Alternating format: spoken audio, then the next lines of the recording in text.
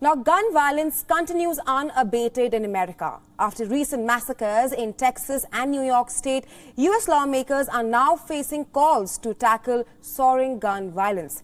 Appalled by on-the-trot mass shootings, a U.S. House of Representatives committee debated a gun control legislation. The 41-page bill named Protecting Our Kids Act is aimed at toughening national gun laws. The bill includes many provisions, but the chief provision is raising the legal age for buying certain guns from 18 years to 21 years. Remember, the shooting that occurred in New York and Texas were done by 18-year-olds. The legislation will also clamp down on trafficking of weapons and encourage their safe storage. The House Judiciary Committee met in an emergency session as funerals were underway in Uvalde, Texas, when 19 children and 2 teachers were gunned down by an 18-year-old boy.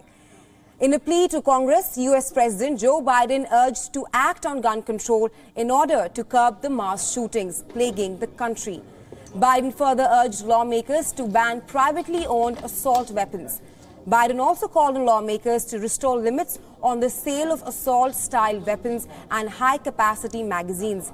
The U.S. president further advocated for raising the age for purchasing weapons from 18 to 21 years. Listen in. We need to ban assault weapons and high-capacity magazines. And if we can't ban assault weapons, then we should raise the age to purchase them from 18 to 21. Strengthen background checks, enact safe storage law and red flag laws, repeal the immunity that protects gun manufacturers from liability, address the mental health crisis, deepening the trauma of gun violence and as a consequence of that violence. These are rational, common sense measures. Look, I know some folks will say 18-year-olds can serve in the military and fire those weapons. But that's with training and supervision by the best trained experts in the world. Don't tell me raising the age won't make a difference. Enough.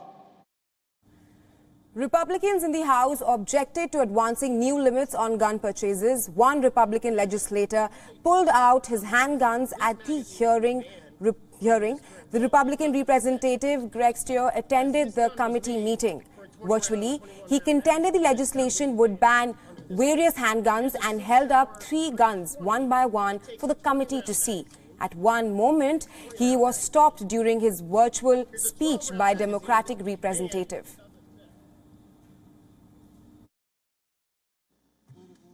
I'm at my house. I can do whatever I want with my guns. Here's a point of order. Is exactly what the Democrats want to do.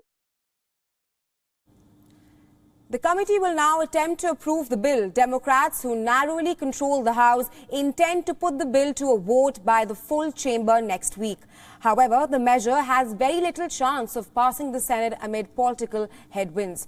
Biden's party holds enough votes to pass the bill in the House, but it faces slim chances in the Senate. 60 votes are required in the Senate to advance most legislation. It is expected to be an uphill battle for the Democrats as Republicans in Congress strongly advocate for gun rights. Well,